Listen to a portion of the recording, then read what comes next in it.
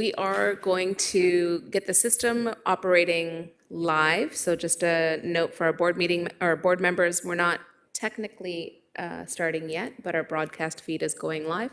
So be mindful of your microphones. Thank you.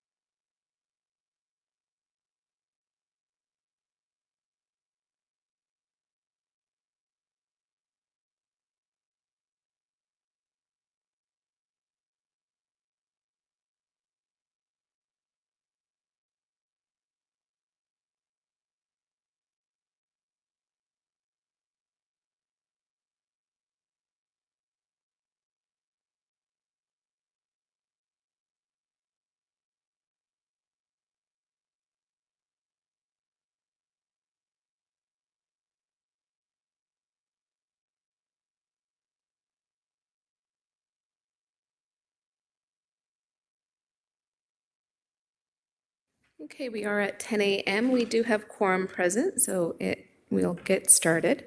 So good morning and welcome to City Housing Hamilton regular board meeting for this January 24th, 2025. The city of Hamilton is situated upon the traditional territories of the Erie, Neutral, Huron-Wendat, Haudenosaunee, Mississaugas, and this land is covered by the Dish with One Spoon Wampum Belt Covenant, which was an agreement between the Haudenosaunee and Anishinaabeg to share and care for the resources around the Great Lakes.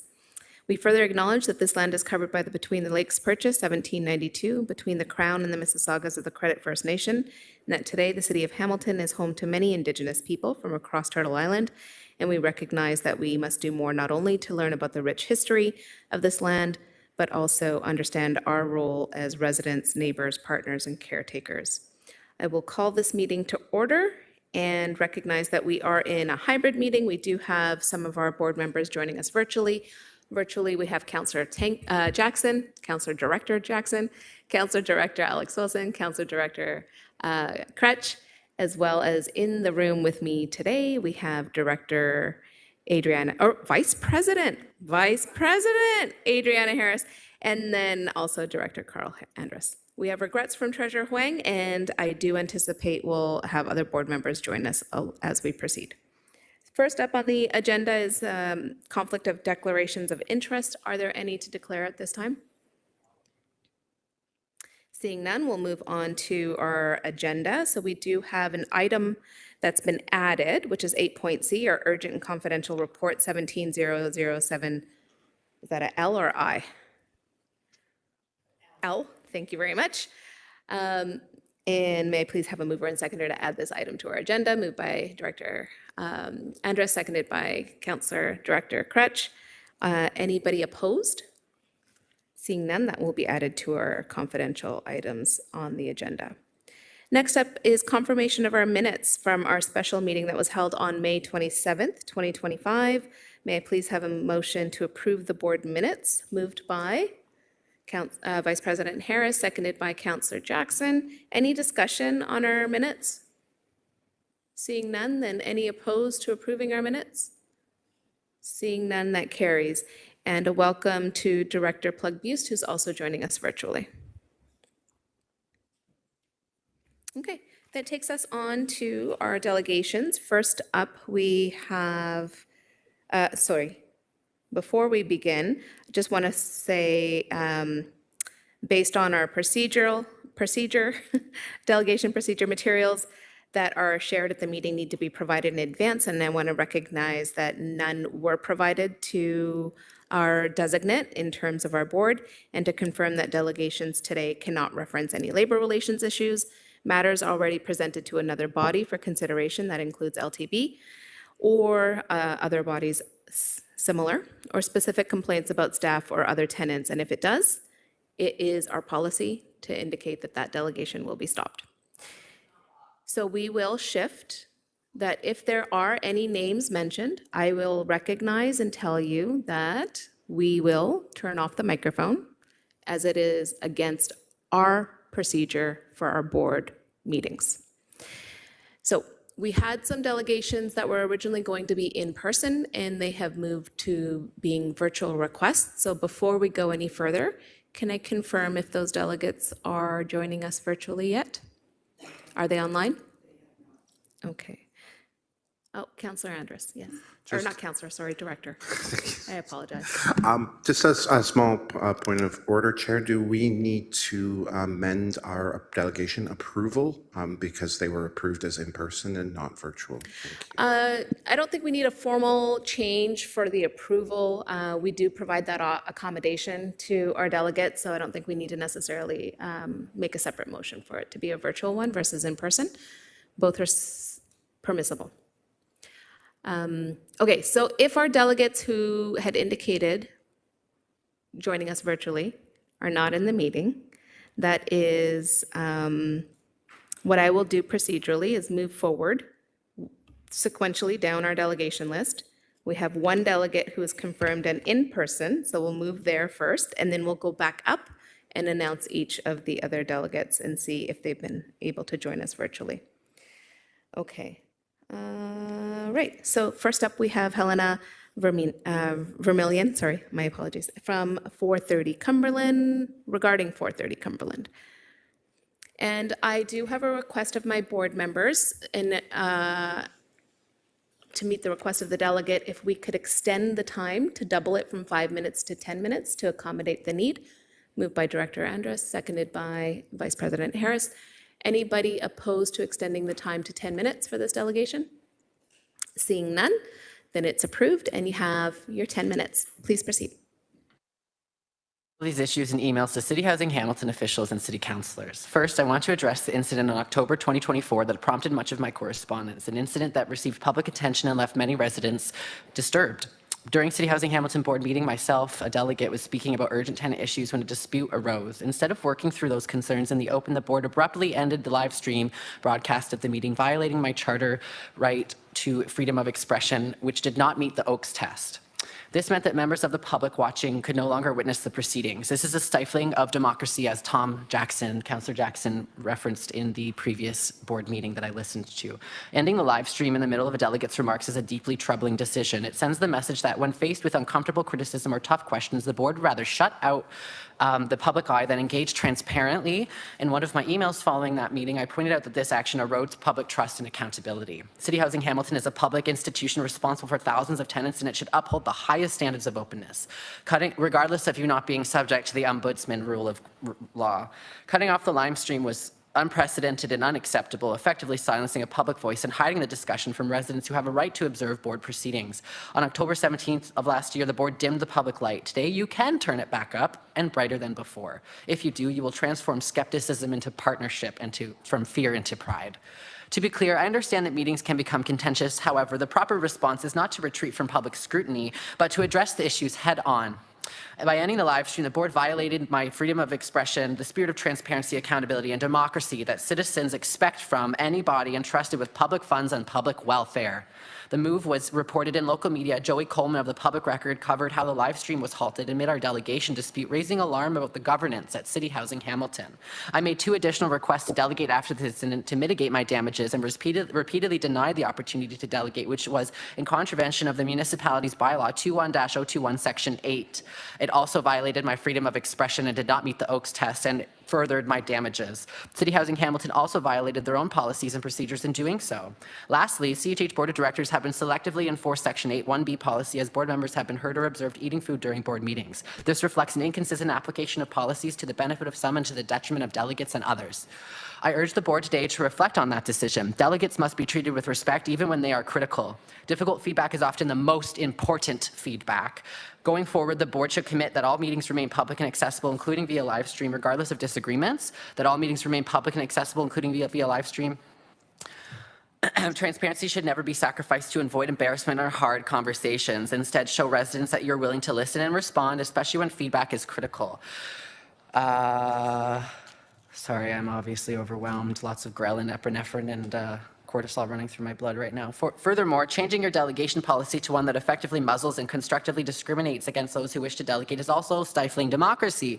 The proposed policy constructively violates one's charter of rights and values to freedom of expression, as every Canadian is entitled to, as Brad Clark mentioned in this Governance Sub-Review Committee to me. Open meetings policy costs nothing but courage, regardless of whether you are not subject to the Ombudsman rules.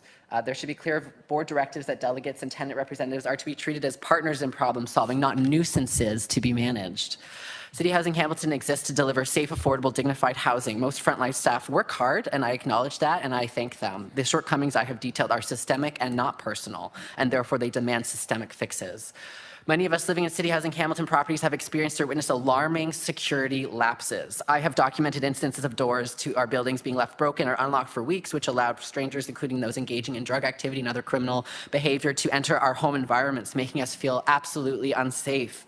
In one email to City Housing Hamilton, CC to members of this board and even Hamilton police officials, I described how repeated break-ins, hallway vandalism, and drug use in the stairwells were making tenants feel unsafe. Vulnerable residents such as seniors and single parents, people with living disabilities, children and people with experiences of severe trauma, such as myself, are more terrified when they find evidence of intruders in the building or doors being propped open for unauthorized access. Some even have stopped using certain common areas or won't leave their units at night because they are fearful. I have had to involve the police on more than 3 occasions due to a lack of immediate action on behalf of the people operating this corporation. Frankly, it should not fall on a tenant to carbon copy their Hamilton police in an email to get City Housing Hamilton to respond. Shame on you.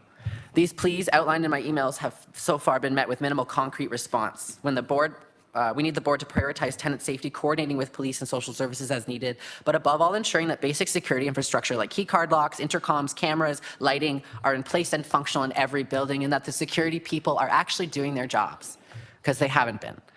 The presence of Hamilton police copied on some of my email threads underscores how critical these safety issues have become. I did not only that to press the urgency, but to create a documented record so no one can say that they didn't know how bad things they have gotten. They have gotten, they've been sent to you in emails, and you have written record. Several.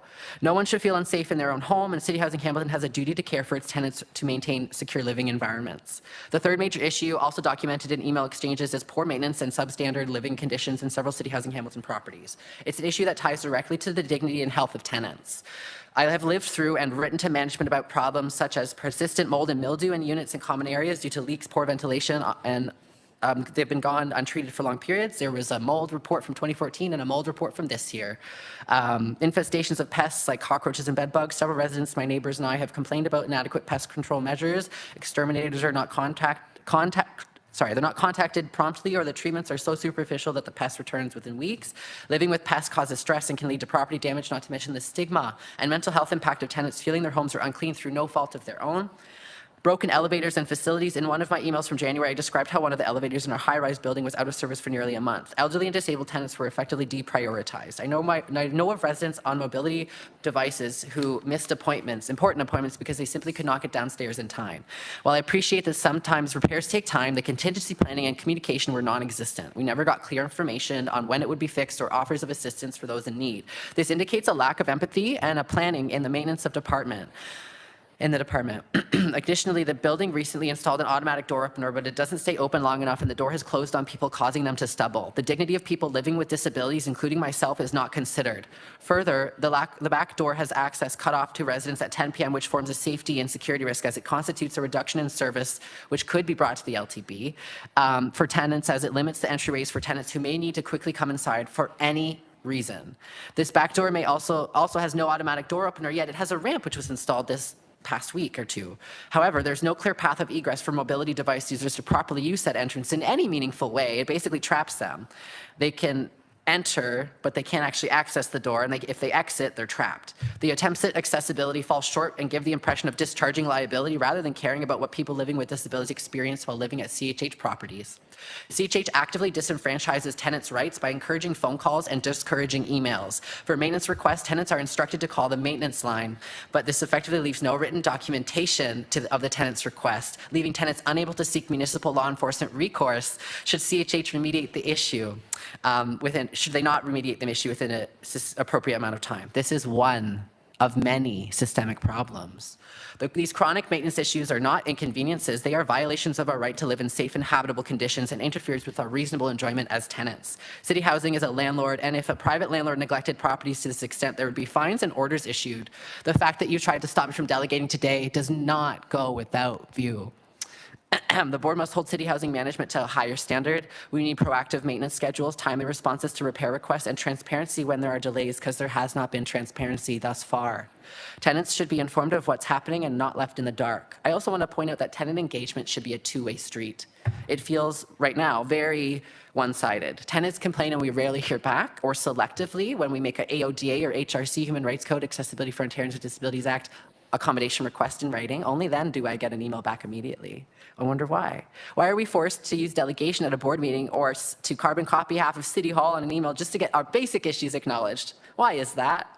The board should champion better engagement mechanisms, perhaps create a participatory tenant advisory committee or a tenants association at each building, for each CHH building, that meets the management and meets with management and board a couple of, that I'm very anxious. Perhaps create a participatory, I can see me shaking. Perhaps create a participatory tenant advisory committee for each CHH building that meets with management and a couple of board members regularly, so issues can be raised collaboratively, preventatively, before they fester and turn into a liability, as all of your issues have. A tenant committee costs less than 1/10 of the 1% of CHH's annual budget, yet its dividends and trust and early warning insight are immeasurable and invaluable. And certainly after what happened in October with the live stream, I hope CHH has learned its lesson about negligence and the risks of stifling democracy. And I would just like to thank Councillor Director Tom Jackson and Councillor Director Crouch for defending democracy and making your comments at the last board meeting that you did. It was very appreciated. I have been disrespected by this board of directors. I have been basically spat on and made to feel like my concerns don't matter. And there's a bogus investigation being done by Xperia, which y'all have hired in order to make me out to be a racist. I'm not a racist. I don't call people slurs, but I have been called slurs while living here, including faggot, he, she, it, tranny, but all of rainbow person. I've been called that within 1 year of living in this unit. And I have not been protected, and I have been made out and vilified to be a villain. I am not a villain. You know my record of advocacy. I would never call someone those words. I am an intersectional advocate. I care about solidarity with all communities who are impacted by discrimination, and shame on the board of directors for trying to slander and libel my character, because I, as an individual tenant and in association with other tenants, have defended our rights in our home. This is our home. This is your workplace. Remember it. Thank you. Thank you, Helena. Any questions for our delegate? Thank you. Director Andrus, please. And just take your time and we'll give the delegate a moment. And also, delegate, if you need to, there is a pitcher of water beside you on the table, right beside you on that side. Yep. And a glass. And when you're ready, it's okay. Thank you for coming to delegate, and we have some board members who would like to ask you some questions. Thank you.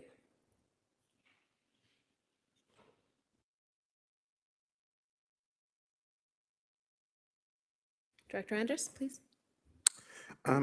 Yes, as you commented on and you mentioned previously from our last Board of Directors meeting, staff had proposed some formalization of our delegations policy, which is very much based on the City of Hamilton's delegation policy. And at that time, we, as a board, had decided to return that work to staff with a report to come back to us based on some of the conversations that you alluded to and that we as a board had at the time.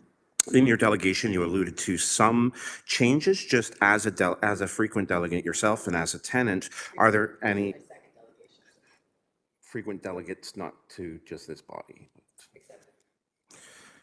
As a frequent delegate on issues, I'm asking if there are any formal changes that you would like to see come back in the revised document when staff return to this body with an update on policies and procedures. Frankly, I think it's a redundancy and a waste of taxpayer dollars to be making a policy that's redundant. You should just adopt the bylaw that the city uses, frankly. Full stop. All right. Redundant policy You can adopt, you don't need to rework the wheel, reinvent the wheel, stop wasting taxpayer dollars, just adopt the language that's already applicable through the municipal bylaw that I already referenced in my delegation and stop wasting taxpayer dollars and focus on the real work of making tenants safe. That's my opinion. Thank you for that. Director Anderson, any further questions? I'll give others a chance to comment. I have some other, but I'll wait for a second time around in case there's other issues to be raised by different. Okay. I don't have anybody else indicating on the speakers list. For those who are virtual, anyone? Just one more time? Nope. Oh, okay. Okay, so go ahead, Director. Yeah, so I also wanted to get some clarification. You had mentioned some kind of tenant-based committees in buildings, which I know has been a function of tenant organizing in other communities. And I was curious if you wondered what kind of structure you feel or outreach could be required to put something like that together, and how often you feel that something like that should meet, should the board and staff decide to work in that direction. Thank you so much for your question. So specifically, I think that a tenants association would be well suited for all CHH buildings. Right now, how I experience as a tenant the living situation is that it's really isolating. There's all of the boards, there's no place for a tenant to put up a thing, we have to get approval. Basically, it's not our home. It doesn't feel like home. We can't live in our home. We are not able to be living truly in our home. So a tenants association, I think, would be appropriate.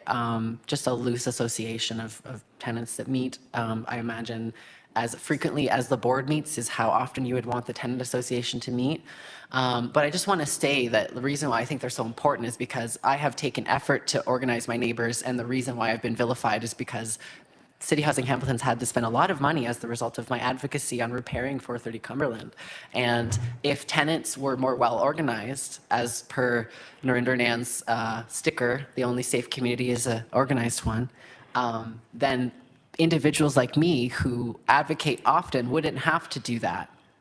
Because the tenants, the group of tenants, like a school of fish or a swarm of bees, could hold City Housing Hamilton to account. At least that's the hope.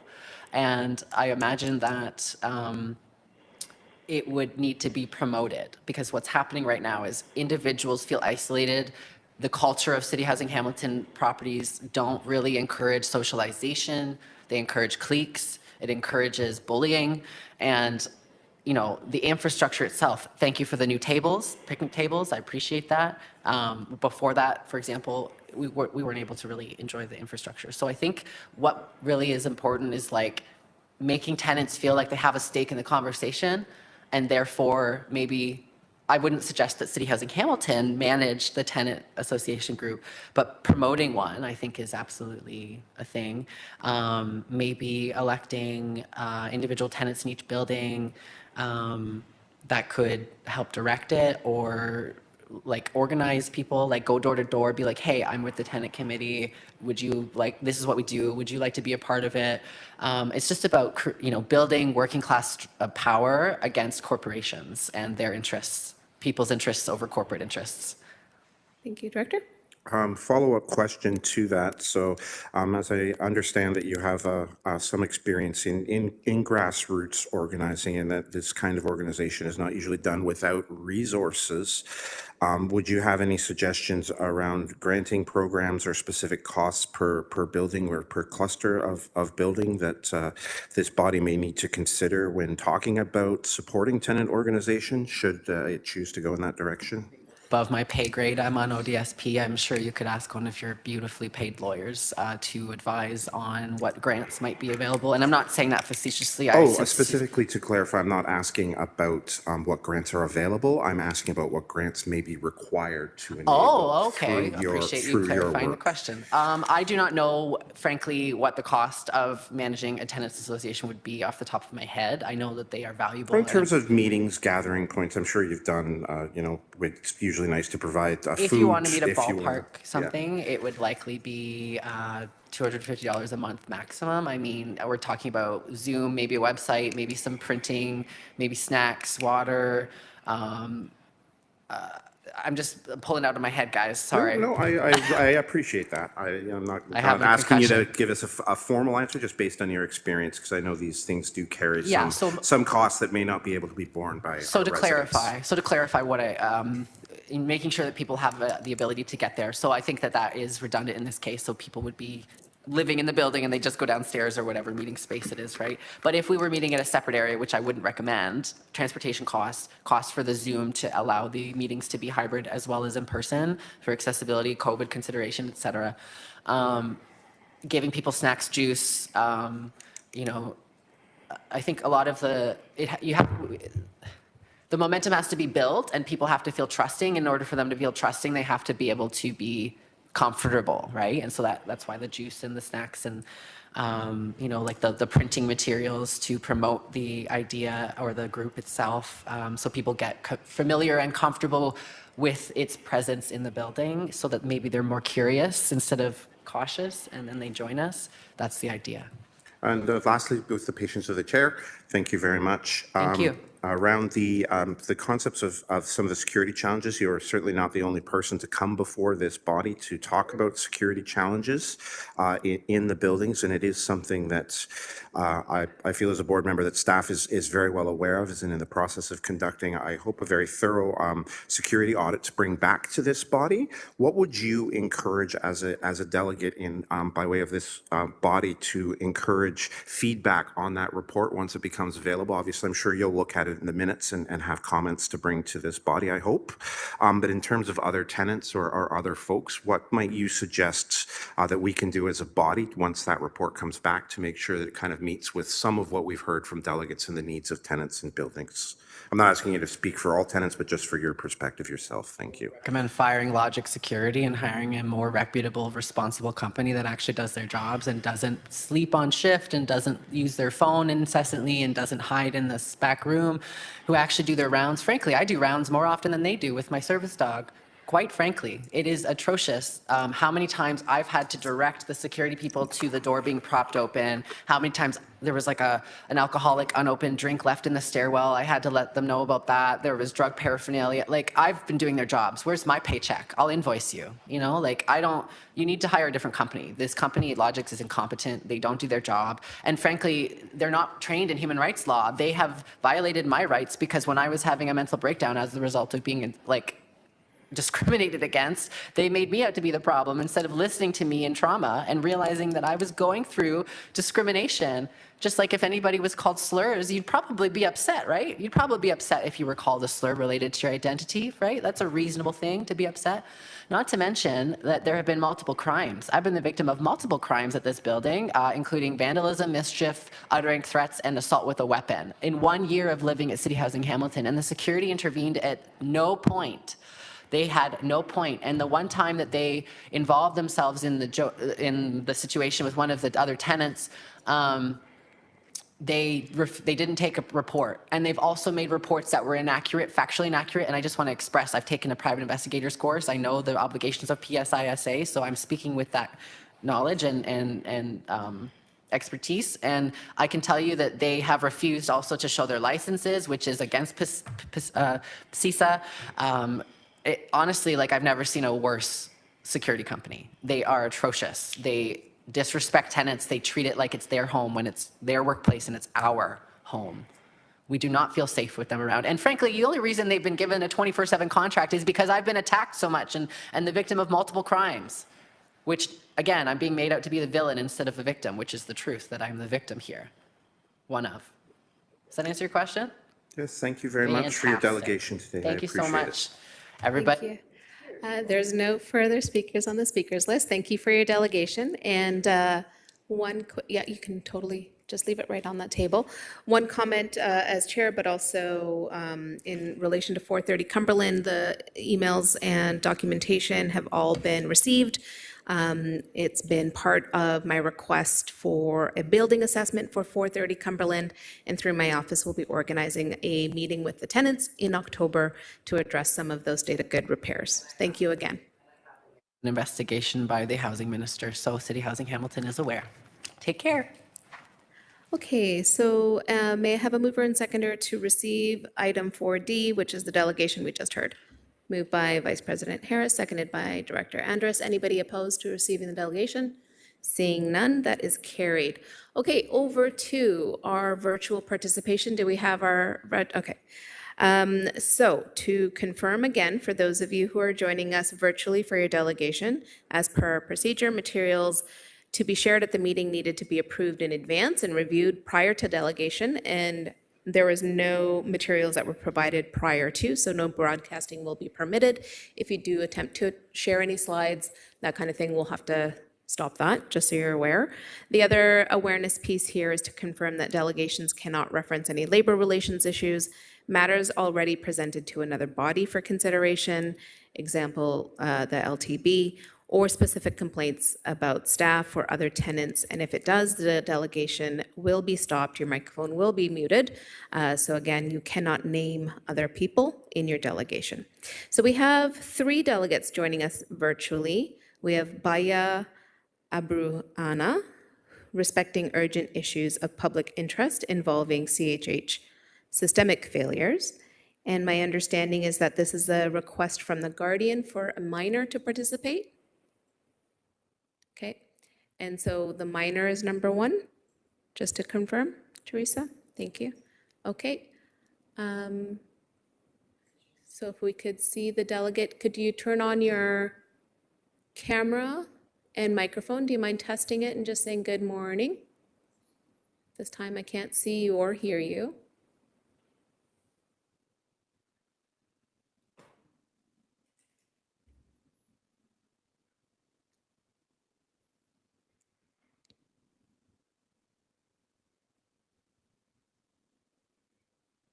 So we're just going to test the WebEx again. So delegates, if you could turn on your camera and your microphone and say good morning. At this time, we can't hear you or see you. And we'll just take a moment for a little bit of technical assistance to make sure that we're not doing anything incorrect on our end.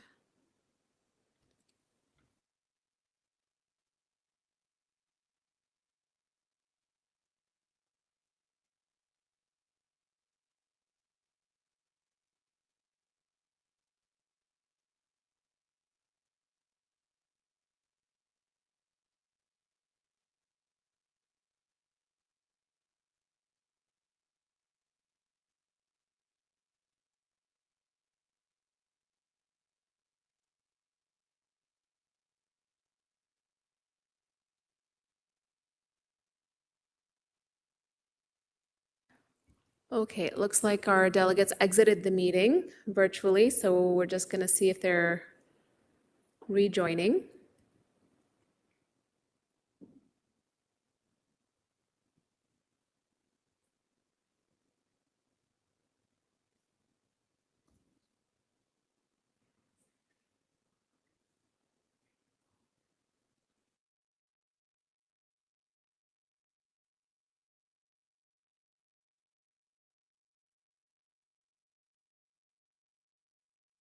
Okay, unfortunately, there's nobody in the virtual waiting room. Nobody appears to be logging back in that we can see. At this point, board members, any ideas? If they do join in at a later part in the agenda, we've made the opportunity available at this time. Looks like there might be some technical difficulties. How about we'll address it if our delegates rejoin the meeting, and then please do indicate and let me know, and then we can proceed from there. These delegations have been approved for today's meeting, so if there are technical difficulties, I will make some accommodation to insert the delegation a little bit later. Okay, so given that, we will move on in our agenda over to item 5, which is our finance section. First up is Ontario Health Schedule F, Declaration of Compliance, and before you is Report 25019. And I invite CFO Rochelle D'Souza to report on the item. Through the chair. Report 25019 is for the Declaration of Compliance. This policy is with Section 4.8 of the Agreement of Ontario Health for Procurement of Goods and Services. CHH has met the procurement and even the City of Hamilton procurement follows supplies for the paramedicine program.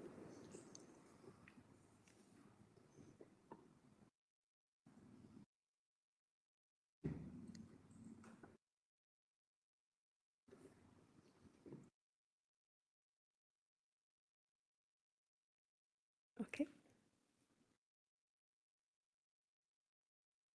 Complete. Okay, any questions, board members?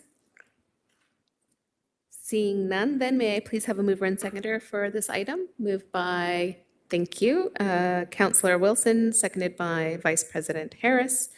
Anybody opposed to the recommendation? Seeing none, it's approved. Thank you, CFO.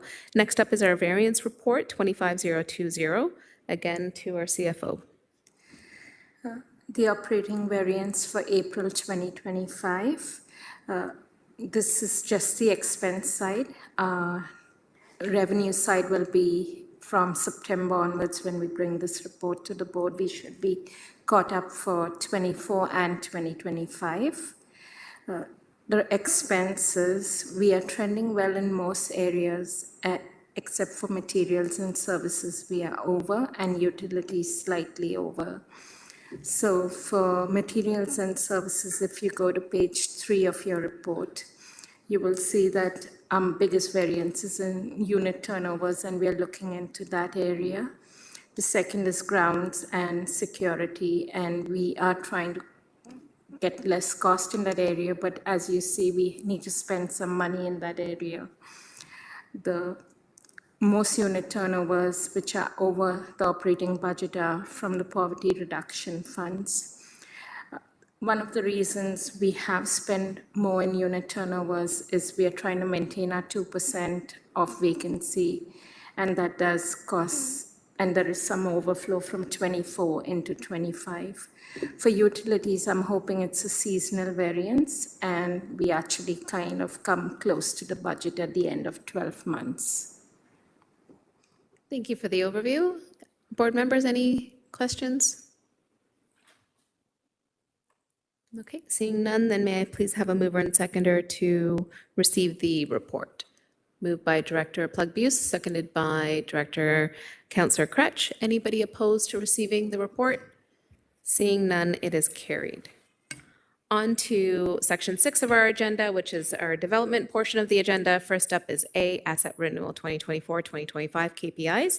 Before you is Report 25021, and I invite CPO, Sean Botham to provide an overview on the report. Thank you. Through the chair, the report before you is for information reporting both the CMHC repair program and the energy performance metrics that are reported annually. This edition brings these two separate reports into a consolidated report to simplify the process and to highlight 3 focus areas for the organization in terms of asset renewal. These are the non-CMHC projects, which include legacy projects and area rating funds and other demand capital projects, as well as CMHC repair program funds, the bulk of the delivery for the department, as well as metrics on energy and emissions. And while we've been successful in landing energy incentive funding to complement our CMHC funding, a key finding of this report is that we have a significant amount of work to do yet on delivering the CMHC program funds. The confidential report on the same topic will speak to some of the opportunities for further accelerating investment for this program delivery. And through the chair, I'll pass over to Chris Shilton, our Senior Project Manager of Energy Initiatives, to do a brief walkthrough. Thank you. Through the chair, I'd just like to walk us through some of the key messages here.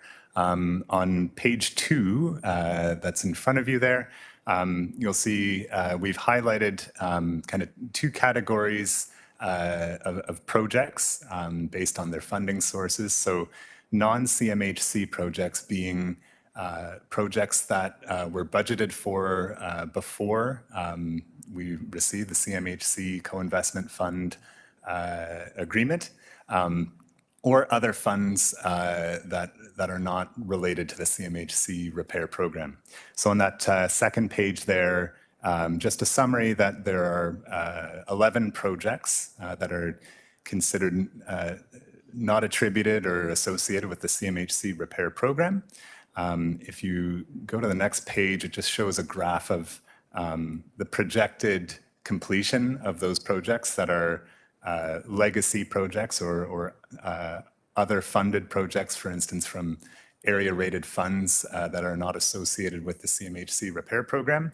And that projected graph demonstrates the anticipated spend of about 3.4 million over the next 3 years from 2025 to 2028 to complete those projects. Just below there is just a summary of the CMHC repair program. Just like to highlight just for kind of order of magnitude there, that agreement is a $194 million agreement, of which 58 million is in forgivable loan, 87 million is in low interest loan that's being guaranteed and serviced by the City of Hamilton. And there's also a 48 million equity investment by CityHousing Hamilton, which collectively add up to that 194 million and is referred to as the co-investment fund or the CMHC repair program. These projects were commenced in 2021. If you could go to the next page, there's another graph. Before I explain the graph, in addition to the 194 million, there have been other funding programs that are complementary to the CMHC repair program. These other funding programs are often targeting higher levels of energy efficiency and accessibility and other outcomes. And we have either received or anticipate receiving or hope to receive additional funding. I'll explain more in the next section, but essentially this additional funding expands our spending envelope up to 238 million, just over 238.4 million. And with that additional funding, you'll see the blue line there. That would show what the the cumulative expenditures from the 2021 to 2028 period. That's the kind of the spending envelope, what we have been awarded through the CMHC repair program and what we hope to receive through other funding programs. And then the orange graph shows a combination of what has been spent to date, which is the solid orange line. So from 2021 to second quarter 2025, you'll see kind of how we've been tracking on cumulative expenditures and as well as a projection for the remainder of that CMHC agreement, which ends in 2028. So that's kind of the key message of this report, is that there's a projected underspend of approximately 164 million or 70%, which will be, I guess, further discussed in a separate report this meeting. If we go down to the next section, just briefly highlighting the other funding that I mentioned. So we've either secured or are anticipating up to 32.6 million in supplemental funding through other programs, whether it's NRCan, FCM, or CMHC through a separate funding program, the Canada Greener Affordable Housing Program. If you would go to the next page, page 6, you'll see kind of a breakdown of funding through these programs that have been secured. So that's the blue bar, so $10 million in grant funding that's been secured. This graph, I should highlight, represents just the grant and forgivable portion of these loans. The orange bar there shows the funding applications that have been submitted, but the funding not yet secured. And then the gray bar there shows funding applications that are anticipated later this year. So again, that's just highlighting kind of the supplemental or additional funding that we're seeking to complement that CMHC repair program funding and allow us to achieve higher objectives on specific projects where we're achieving not just the minimum 25% portfolio-wide reduction in energy, but higher targets at a few targeted properties, which allow us to use that funding to kind of its full extent and then some. I think I'll leave it there unless there are any questions. Thank you for that overview, both Sean and Chris. I just want to scan if I see Director Andrus. Anybody else want to be on the speakers list, just so I can get that really clear indication from those participating virtually? Okay, over to you, Director Andrus. I understand that we will be speaking about this later on in the agenda, so I just want to be to ask you what we can publicly say to those who may be watching or reviewing these notes about the disparity, mindful of what comments can be made in public of the current trajectory for our projected spending and the actual repair projects that we have been approved for. Can you touch on generally some of the challenges in a public case on the disparity between these two graphs? Through the chair, perhaps this is best said as the approach that City Housing has been taking, so that the methodology to project delivery doesn't allow for scaling. And this is a significant scale of projects. So in the past, we've been able to deliver our set of projects in a certain fashion, and that just needs to change in terms of dealing with the scale.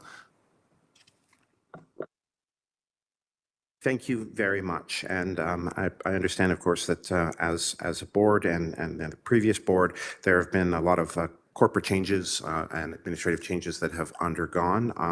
Are you confident, again, without getting into too much detail, that we can align these graphs a little bit more with a little bit of extra work and by a future report for the public? Through the chair, absolutely. Yeah, we will detail a tactical recovery plan in the confidential report, and we are absolutely certain we can deliver on these funding commitments. No question. Thank you very much. Thank you. Nope. Thank you very much for clarifying that. And not only will we have confidence in that report, we'll also have confidence in our microphone use around the chamber. Thank you. There's no other speakers on the speakers list. May I please have a mover and seconder to receive this information report? Moved by Vice President Harris, seconded by Councillor Jackson. You good to second? Okay, thank you. Anybody opposed? Seeing none, we'll move on to 6B, which is 55 Queenston Road. Outdoor amenity, report 22012C, again over to our CPO, Sean Batham. Through the chair, I'll pass this over to Acting Manager Peter Vanderklip.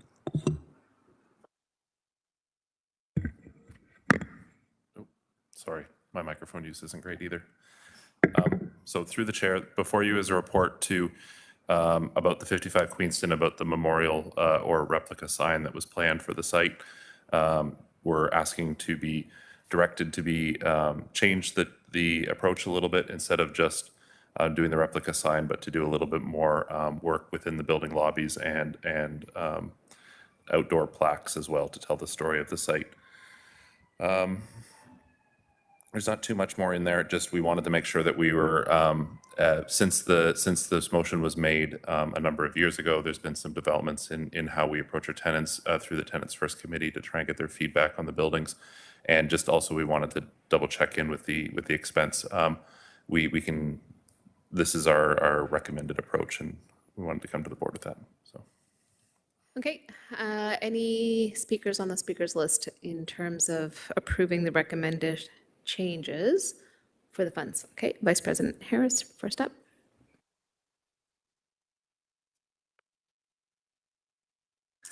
I just want to say that I was pro sign, but I can appreciate that it's kind of frivolous, and I appreciate the recommendation to make something that all the tenants could use as well. Thank you. Next up, we have Member Plug-Buist, followed by Member Councillor Jackson. I just wanted to affirm that I really appreciated the fact that tenants were listened to in this situation. So as much as, yeah, the sign seemed like a great idea to me when I was looking at it, that just because we think something is a good idea doesn't mean that, the people who actually City Housing is for, I'm so glad that they have a voice. And so I wanted to affirm that. Thank you, Director. Over to you, Director Councillor Jackson. Good morning, President Nan. Thank you for the report. As you honored me a couple of weeks ago with a wonderful label of being your memory keeper, if I could just provide a bit of historical context before I get to a couple of questions to Acting Manager Vanderkleep. And by the way, I was on the same page as Vice President Harris. I was more pro-sign. But if I could just do a quick historical context, obviously back in the 60s, the City Motor Inn was a destination place for mostly tourists and visitors to our emerging city. Great place to visit and enjoy the city and be right in the heart of the East End and the Lower City and all the amenities. And sadly, along the way, of course, the City Motor Inn took on disrepair, became sadly a seedy motel where drug dealings were occurring regularly and even some murders, very, very tragically. And so I just want to say further, in the information report, it only references in a generic way the previous Ward 4 councillor without naming Councillor Sam Marula. I can tell you sincerely, since I was obviously on council the last 2 terms that the matter was brought up, I can share with you, President Ann, that through community engagement at that time, when the community finally, rose up, primarily around the Montgomery Park area, and finally rose up and said enough was enough with all the police attendances that were occurring regularly at that site as it fell into disrepair. Through the community engagement and via the Ward 4 Councillor's office, he actually upfronted, and this is all documented, he actually upfronted several $1 million through his Ward 4 area rated funds so that the project, which we now have the most positive, wonderful, affordable housing project and this beautiful, attractive site as part of the re-energizing of the east end of the city and specifically in Ward 4 has occurred and has evolved. And we're all so proud of it. But I was hoping with the prominence of a sign, the original request, I was really hoping that a very prominent sign would be installed to replicate the story. So given all that history, I've got a few questions and one ask of management. Through you, President Nan, to Acting Manager Vanderkleep. Exactly, can you tell me just what was the general hesitation from the tenant engagement, which I always support? What was the hesitation about the prominence of a sign? Through you, President Nan, please. So I did want to clarify that it's not that we had a specific tenant engagement about this specific sign. There was more general tenant engagement about the branding on our buildings, about the new builds, about prominently labeling them as City Housing Hamilton buildings. And the decision was made to most of the buildings, if you've seen like Bay Cannon or King William or 55 Queenston or 1620, the only recognizable thing on the buildings is that their address. It says 1620 Main, it says 55 Queenston. So that was more the general, that was the feedback we got from the tenants. And sorry, Councillor Jackson, I think there was a second part to your question there that I'm forgetting. So thanks, Acting Manager. But this site has obviously a tremendous 50, 60-year history to it, which I would say is unique and in many ways unprecedented. So I didn't quite see what necessarily the aversion to a sign would be. So let me further, President Nan, ask through you to the Acting Manager, if I'm crystal clear on the recommendation. You want to put 2 beautiful plaques inside of 1620 and 55. Wonderful. You want to put a gorgeous mural inside of 55, fantastic. The third recommendation, though, you say plaque/sign at 55 Queenston Road. I would hope that we would have some measure of a sign that would be more prominent. Through you, President Nan, have I understood that correctly? Yes, and through the chair. So we don't have this fully detailed out. We will be working on this design. The intent there was to do something somewhat prominent, but not from a driving past the site perspective as much, but more as a standing to read. We wanted to have some text describing the history of the site and what happened there and what we've done and what we're planning to do with the site. But still definitely something visible from driving past, but you might not be able to read the details of the text and stuff on there. Okay, thank you, Acting Manager. And President Nan, sorry for, I'm not trying to monopolize. I just need to, if you allow me, finish a couple of points here. So President Nan, sincerely, and I want to thank the current ward councillor for offering up the, I believe, $140,000, $150,000 to make this happen. Thank you, Councillor Tammy Huang, who is our treasurer on the board as well. President Nan, I'm just asking maybe if you would take this under advisement with management to simply say in the information background, the previous ward councillor, I don't think that's respectful at all, in my humble opinion. I think the naming of Councillor Sam Marula in the information report going forward should be included. And I'm also wondering if that naming is possible as well within our independent City Housing Hamilton Board of Directors with whatever plaquing goes up, or is that something that I'm more than happy to raise at a future facility naming subcommittee, which I serve on as well, President Nan? I look to you or management to just possibly take my suggestion under advisement, because once again, this project would probably in all likelihood never have seen the light of day in the spectacular affordable housing project and facilities become that we're proud of in our inventory. If it wasn't for the community uprising several years ago and through the lobby of Councillor Sam Marula's office and ultimately garnering council support. Thank you, Councillor Jackson. So just a quick comment from me. Absolutely, we can discuss it further. I think that from the perspective of allocation of area rated funds from distinct councillors, whether they remain serving as councillors or become former councillors, I would just caution against naming former councillors on the physical site, because I feel like then we're just going to have a plethora of plaques that have to acknowledge a number of former councillors for repairing windows, for investing in much needed outdoor amenity spaces. And I don't think that that's our role as councillors to be named and plaqued in that capacity. We're doing our role and job stewarding our municipal resources based on community impact. What I do hear very distinctly in what you've said is our information reports could be some documented keeping of history, and I do appreciate that. And that what is really important is that outdoor amenity space be something that honors the community request that came forward in terms of transforming that location and what we're proud of today on behalf of City Housing Hamilton and the board. So is that fair response, Councillor Jackson? You have captured my sentiment and my overall suggestions and requests accurately, President Nan. I'll leave that between you and management. Much appreciated. And I just had to get Councillor Sam Marula's name on the record one more time, because often the past and past accomplishments tend to drift into the recesses of our minds, and I never want that to be forgotten. Thanks for hearing me out, President Nan. Thank you. Next up, we have Director Andrus. There we go. Thank you very much, Chair. Through you, with reference, I very much appreciate this report and the change in direction, especially in light of the housing crisis, and of course, notating that in the report. I very much appreciate that. My question is about this sign, both as a historian and as a person who is a little older and grew up in this city, just at the tail end of the City Motor Hotel's decent years.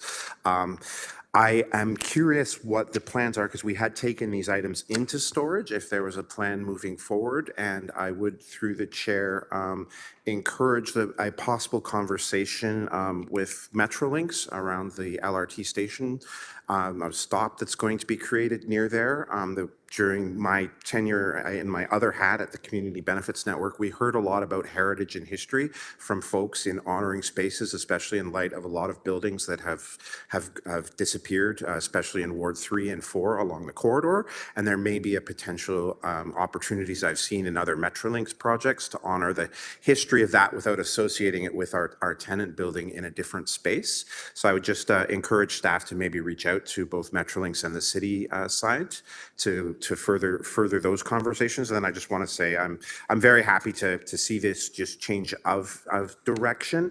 I'm a little bit curious about the media strategy. Whenever we're dealing with heritage and history, there are opinions and folks that will who were very excited to see this sign go there, who maybe remember the hotel in a very different light than some of us who were in a different generation, or the people that have to live there. So I'm just a little bit curious about that piece, and what might happen, especially in light of social media and comments that can come about, especially from some folks who may be disturbed about the loss of the history of the building. Thank you very much. Yeah, through the chair. So in terms of specifically the sign, last we were reported from Public Works is that the sign has been damaged beyond repair. It was pulled down and stored, but last I heard, I don't even know if it's still around. We could follow up with them to find out. The intent to the original direction was we were just going to like replicate it in a way that was similar. But also as a Hamiltonian who refers to it as cops and Ivor Wynn, I agree with you. I like that. So. Thank you very much. Thank you. So a lot of memory keepers around the table. Oh, right. May I please have a mover and seconder to approve the recommendations in the report? Moved by Vice President Harris, seconded by Director Plug-Buist. Anybody opposed? Seeing none, that carries. On to item 7, CEO update. Over to you, CEO. All right, through you. Thank you. Just a few updates today. So we just incorporated the vacancy unit monthly update into my report just for brevity of time. The vacancy rate for May was 2.11%, and there is a chart attached which outlines that. The tenants' first team met on June 17th. That was a special meeting, but they approved the minutes of its meeting on May 13th, so those have been attached as well to the report.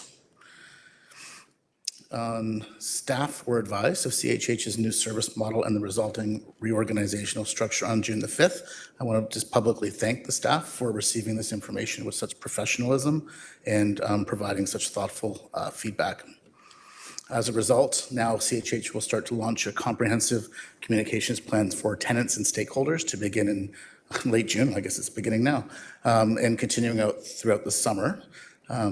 Until the scheduled go-live date of October the 6th. So between now and then, we will make sure that tenants are very much aware of what changes are coming and how that's going to impact them. After this date, we're going to sort of recalibrate our communications to focus on highlighting some of the positive outcomes that are associated with our new changes and really working to build out that routine tenant communication approach to complement our tenant engagement activities. Portfolio Management Committee meeting is scheduled for Friday, September the 12th at 9:30 a.m. So if you are a part of that committee, you should have received invitations. And then there were 2 communications that were distributed through email since the last board meeting. Habitat for Humanity Corporate Build Day is set for September the 30th, I believe. And also an update on Jamesville. Thank you for those updates. A speaker's list is open. I see Director Andrus number 1. Anybody else? Okay, over to you, Director. I seem to be talking a lot today. I don't know. In the tenant first report, you mentioned the pilot locations for the survey that was I guess we'll call it alpha tested with the tenants committee on customer service and accessibility. Was there any particular selection choice for these buildings and why these particular locations were chosen instead of some that we may have heard from delegations about over the past few months about those buildings specifically. I'm just curious why some buildings were chosen, some buildings weren't, or what the thought process was around testing these surveys there. Thank you. Through the chair, we were trying to make sure that we got a holistic approach throughout our portfolio. So we chose some in the east end, we chose some in the mountain, and we chose some in the west end. And we wanted to make sure that we had, we were looking at our seniors as well as our families and singles. So that was the approach of what we were looking at from that perspective. And we're still looking at that data at this time. Thank you very much. I do appreciate that. Thank you. Okay, may I please have a mover and seconder to receive item 7?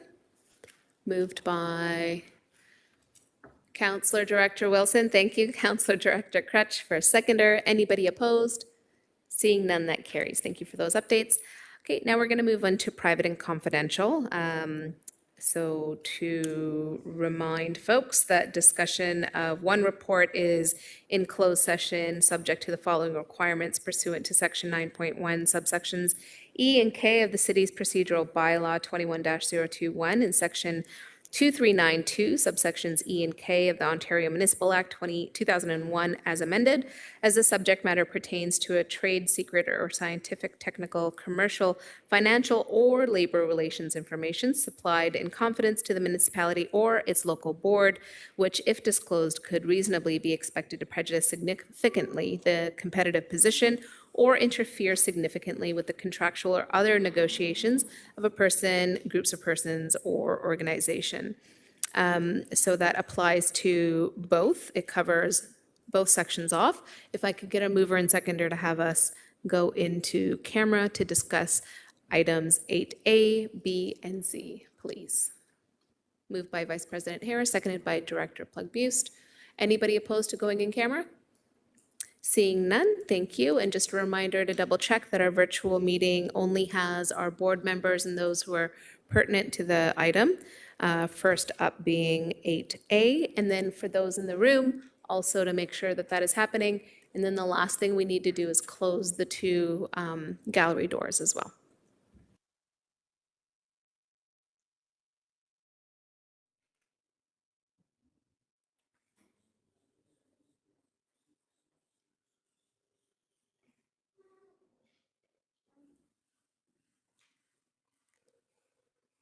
Live stream is back up. Yes? Okay, thank you. And we've completed our agenda in closed session, and we are now on item 9, which is adjournment. May I please get a mover and seconder to adjourn our meeting? Thank you, Director Andra, seconded by Vice President Harris. Anybody opposed to adjourning? Seeing none, we are adjourned. Thank you, everyone, for all your preparation for today's meeting and all your engagement today. Thank you.